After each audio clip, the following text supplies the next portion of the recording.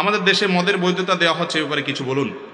এ ব্যাপারে আমরা এর আগেও বলেছি, এখনও বলছি। দেখুন, 21 বছরের বেশি বয়স হলে যে কেউ, ঢাকা শহর তো বটেই, অন্যান্য শহরগুলোতেও লাইসেন্সধারী মদের দোকানে গিয়ে মদ পান করতে পারবে। এই আইন যেটা পাশ হতে যাচ্ছে সম্ভবত, পত্রপত্রিকা দেখেছি আমি, তো এই আইন যদি হয় তাহলে এই দেশে তরুণ সমাজ যতটুকু নষ্ট আছে, এই নষ্ট হওয়াটার ধারা আরো কয়েক গুণ বেড়ে যাবে।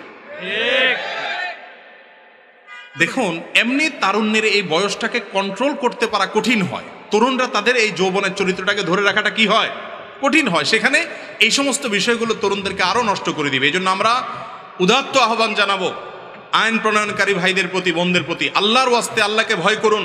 আমাদের এই সমাজটা এখনো ভালো আছে। অযথা অকারণে তরুণদেরকে মাদক নিয়ন্ত্রণের নামে